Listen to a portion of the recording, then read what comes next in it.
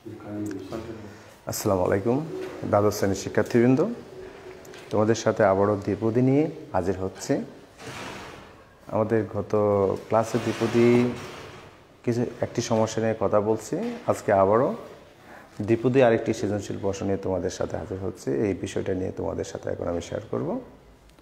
তো চলো আমরা যাচ্ছি যে শেয়ার করার বিষয়টি। এখানে দেখো আমরা লিখলাম জেড ইকুয়াল 2x + 3 হয় এবং g of f 1 - ½ p, তাহলে ক 3 - y⁵ বিস্তৃতিতে প্যাসকেলের ত্রিভুজ তৈরি করো। তো আমরা বললাম y -½ x² হলে উদ্দীপক হয়ে গিয়ে z⁻12 এর বিস্তৃতিতে x বর্জিত পদের মান নির্ণয় করো।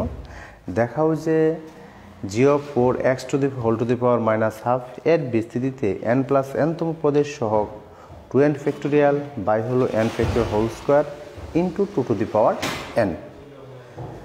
তাহলে দেখো এখন আমরা এই যে এত এর বিস্তৃতিতে প্যাসকেলের ত্রিভুজ তৈরি করো। তাহলে প্রদত্ত দ্বিপদী রাশি 3 - y⁵। তাহলে এই বিস্তৃতি প্যাসকেলের ত্রিভুজ তৈরি করো। তাহলে এখানে n দ্বিপদীর ঘাতটা n = 5। এখানে দ্বিপদী ঘাত n = 5 এর জন্য প্যাসকেলের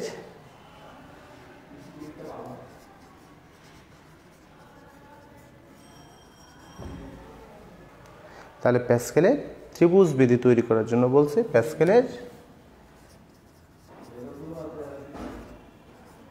ত্রিভুজ বিধি 1 যখন n = 0, দেখো 1 1 যখন n = 1 1 এই 1 এবং 1 যোগ করলে হয় 2 1 যখন n = 2 1 1 আর 2 যোগ করলে হবে 3 2 আর 1 যোগ করলে হবে 3 এই যে 1 n = 3 4 6 4 1 n = হলো 4 1 5 10 10 5 1 n = হলো 5। তাহলে আমাদের লক্ষ্য করো যে আমরা প্যাসকেলের ত্রিভুজের বৈশিষ্ট্যের মধ্যে বলেছিলাম যে প্রান্তীয় মানগুলো হবে 1 আর মধ্যগুলো হবে উপরের পরপর দুটি যোগফল। তাহলে দেখো আমাদের যখন গাছ শুরু তাহলে সহগটা আসবে 1, তাহলে 1 1 তারপর 1 পাশে, কারণ প্রত্যেকটি 1, তাহলে মধ্যেটা হবে 1 আর 1 যোগ করলে কত হবে 2। আবার দেখো আসলো 1, তো 1 আর এই 2 যোগ এই যে 3 2 আবার 1 যোগ করলে 3 আবার 1, তাহলে 1 আর 3 4 3 3 6 আবার 3 আর 1 4 আবার 1 আবার যখন দেখো 4 হলো তাহলে 1 1 আর 3 4 3 3 6 3 আর 1 4 আবার 1 আবার 1 এবং 4 5 4 6 10 6 4 10 4 1 5। তাহলে এই যে এটা হলো প্যাসকেলের ত্রিভুজ বিধি। তাহলে আমরা এইভাবে প্যাসকেলের ত্রিভুজ বিধিটা তৈরি করব।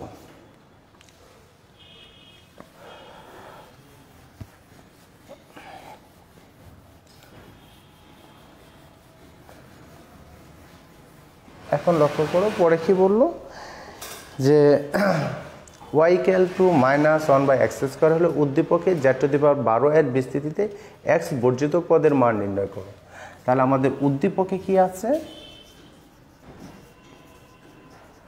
উদ্দীপক হতে z 2x + 3y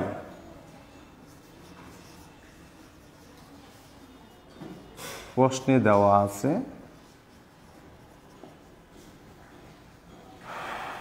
y = -1/x²।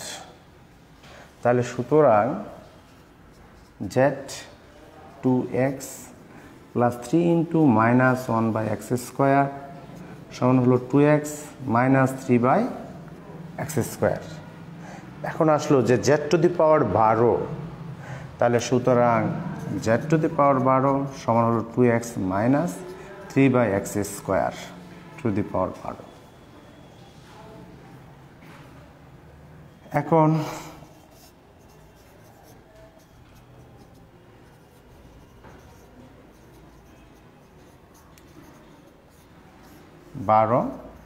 এর বিস্তৃতিতে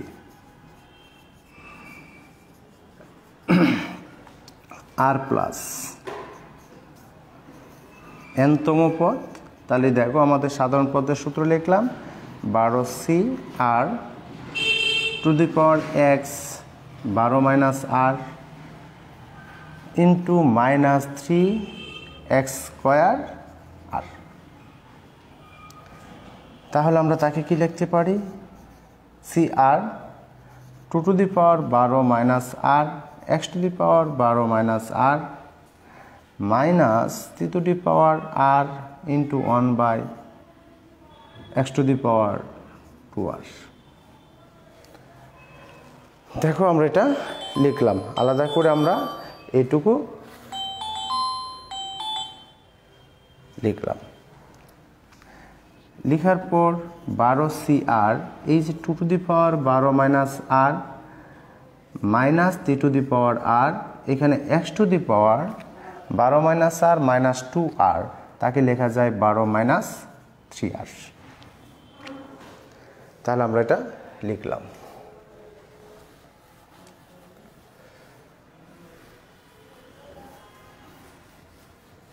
তাহলে আমরা কি বললাম? বিস্তৃতিতে x বর্জিত পদ যদি r প্লাস nতম পদ x বর্জিত হয়, তবে r প্লাস nতম পদ x বর্জিত হয়, নাহিদ এটা দূরে বলো যে ক্লাস নিচ্ছে, যে x বর্জিত হয় তবে 12 minus 3r equal to 0।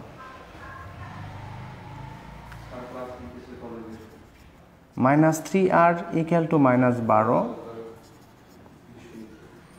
Minus 12 by হলো মাইনাস 3, তা r ইকুয়াল টু কত? 4। তাহলে দেখো যে 12 minus 3 equal to 0, minus 3r minus 12, যদি পদটি x বর্জিত হয় অর্থাৎ x থাকবে না, তাহলে যে x এর ঘাত আছে তা কি হবে? 0 হবে। তাহলে এই জন্য আমরা দেখো লিখলাম যে সাধারণ পদ বের করে, যেহেতু r প্লাস nতম পদ যদি x বর্জিত হয় তাহলে যে x এর ঘাতটা কত হবে? 0 হবে। তাহলে সেখান থেকে আমরা r এর মানটা পেয়ে গেলাম। তারপর বলা হলো যে x বর্জিত পদটির মান নির্ণয় করো।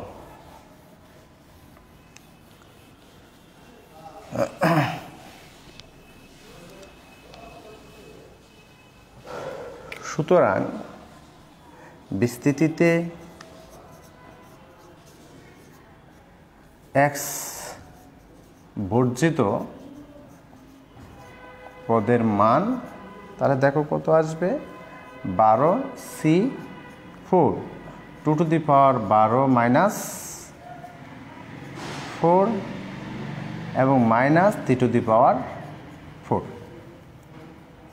12c4 2 টু দি পাওয়ার 8 আর 3 টু দি পাওয়ার 4। তাহলে তার মানটা আমাদের বের করতে হবে, বের করে তোমাদের সেই মানটা বসা দেবা। তাই সম্ভবত এই মানটা আসবে 10, ক্যালকুলেটার চেপে 2 6 4 3 2 0। এই হলো আমাদের x বর্জিত পদের মান।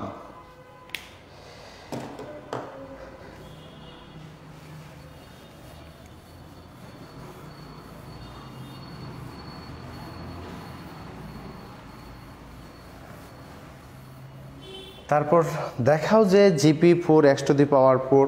তাহলে দেখো উদ্দীপকে আমাদের জিপি কি দেওয়া আছে? গ নাম্বার উত্তরের জন্য উদ্দীপক হতে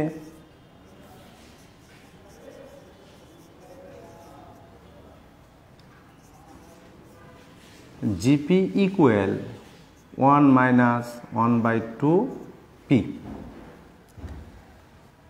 1 মাইনাস হাফ পি। তাহলে এখানে জিপি দেখো এক্স এর জায়গায় কি আছে 4x, সুতরাং G 4x 1 minus half into 4x equal to লেখা যায় 1 মাইনাস 2x। তো জি 4x এখন G 4x whole to the power minus half equal, এর পরিবর্তে আমরা লিখতে পারি 2 to the power x minus half. এখন দেখো বলল যে দেখাও যে এর বিস্তৃতিতে n প্লাস n তম পদের সহগ, তাহলে আমার এখানে n প্লাস n তম পদ নির্ণয় করব। তাহলে সুতরাং 1 মাইনাস 2x হোক এর বিস্তৃতিতে n প্লাস n তম পদ সমান, এই দেখো আমরা বিস্তৃতি লিখলাম minus half minus 1 minus half minus 2, আমরা সাধারণ পদের সূত্র থেকে গেলাম dot dot dot minus half, এখানে যততম পদ হবে মাইনাস n তার সাথে লাস্টের পদে n প্লাস করব। তাহলে বাই হলো factorial n into minus 2x two the power n। এই দেখো আমাদের n তম পদটা আমরা লিখলাম, বিস্তৃতি অনুসারে আমাদের n তম পদ হলো এটা। এখন মাইনাস হাফ এই জায়গায় যদি লসাগু করি তাহলে যে মাইনাস 3/2 ইন্টু মাইনাস 5/2,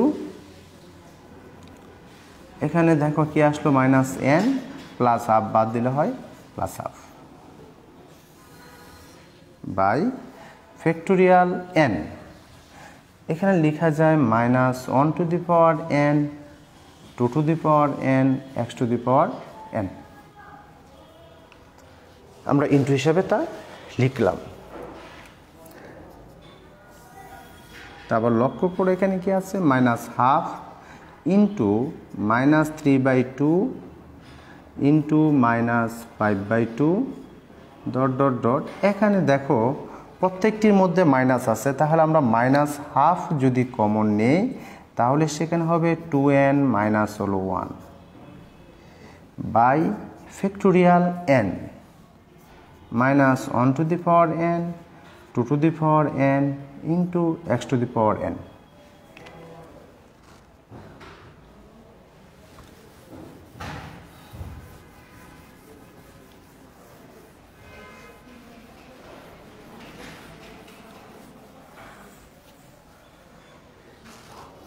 তাহলে এখানে দেখ কত সংখ্যক হাফ আছে, মাইনাস হাফ ইন্টু এখানে মাইনাস হাফ আছে, এখানে মাইনাস হাফ আছে, এখানে মাইনাস হাফ আছে, কত সংখ্যক আছে আমাদের এখানে দেখতে হবে অক্ষর প্রতি কত n, তাহলে n সংখ্যক মাইনাস হাফ গুণ হিসাবে আছে। তাহলে যদি একটা দুইটা গুণ করি হাফ স্কোয়ার, তিনটা হাফ কিউব, তাহলে n সংখ্যক গুণ করলে minus half n to the power n দিয়ে আমরা লিখতে পারি 1 into 3 into 5 into dot dot dot 2n minus 1 by factorial n, সেখানে আমরা লিখতে পারি minus 1 to the power n 2 to the power n x to the power n।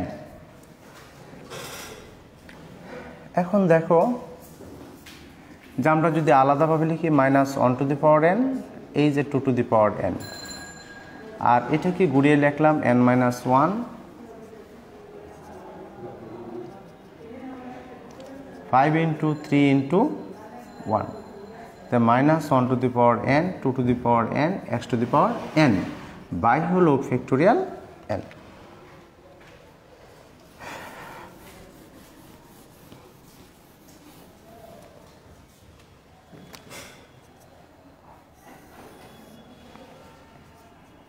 n এই 2 to the power n আর এই 2 to the power n কাটা গেল, minus 1 to the power n আর minus 1 to the power n গুণ করলে হবে minus 2 to the power n x to the power n, আর এখানে লিখলাম n minus 1 dot dot dot 5 into 3 into 1। তাহলে আমাদের প্রমাণের মধ্যে টার্গেট 2n ফ্যাক্টোরিয়াল তৈরি করা। যেহেতু 2n ফ্যাক্টোরিয়াল তৈরি করতে হবে তাহলে আমাদের লবহরকে জোড় সংখ্যা দিয়ে গুণ করলাম। দেখো 2n, যেহেতু 2n ফ্যাক্টোরিয়াল, তাহলে 2n থেকে আমরা স্টার্ট করলাম, 2n মাইনাস 1, তাহলে 2n minus 2 dot dot dot 6 into 5 into 4 into 3 into 2 into 1। তাহলে আমরা লবহরকে কি করলাম, জোড় সংখ্যা দ্বারা গুণ করে দিলাম, 6 4 2।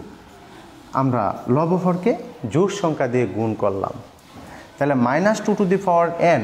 তাহলে n এর মান স্বাভাবিক সংখ্যা বা যে কোনো সংখ্যা হোক, তাহলে 2n জোড় সংখ্যা হবে। তাহলে মাইনাসের উপরে যদি জোড় সংখ্যাটা পাওয়ার হয়, তাহলে মাইনাসটা কি হয়ে যাবে, প্লাস হয়ে যাবে। তাহলে সেখানে থাকবে x to the power n। তাহলে দেখো উপরে আমরা লিখতে পারি 2n ফ্যাক্টোরিয়াল, নিচে n ফ্যাক্টোরিয়াল। তাহলে সেখানে লিখলাম 2n, এবং 2 যদি কমন নেই n মাইনাস 1 হয়, ডট ডট 2 ইন্টু 3 2 ইন্টু 2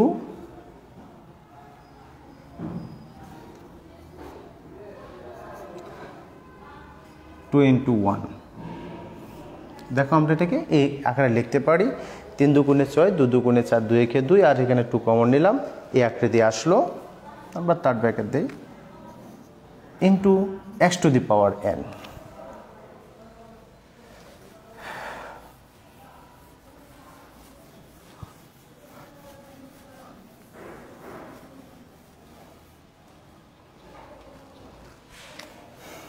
তাহলে দেখো কি আসলো, 2n ফ্যাক্টোরিয়াল। তাহলে সেখান থেকে আমরা লিখতে পারি n ফ্যাক্টোরিয়াল। এখানে দেখো প্রত্যেকটির মধ্যে 2 গুণ আছে, তাহলে কত সংখ্যক আছে, আমাদের n সংখ্যক আছে। তাহলে n সংখ্যক 2 যদি গুণ করি, তাহলে 2 টু দি পাওয়ার n হবে। তাহলে সেখানে থাকে কি n into n minus 1 dot dot dot 3 into 2 into 1 into x to the power n।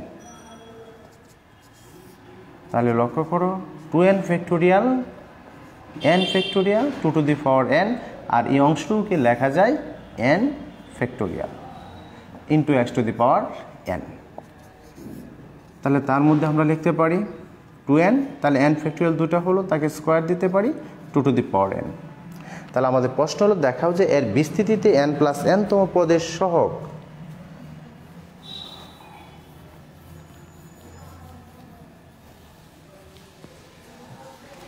সুতরাং বিস্তৃতিতে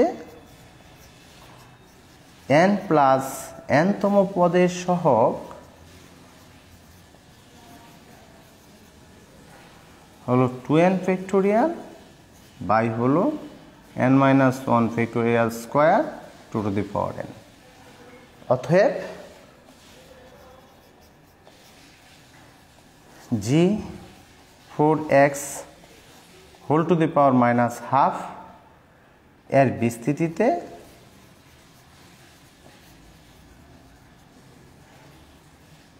n প্লাস n তম পদের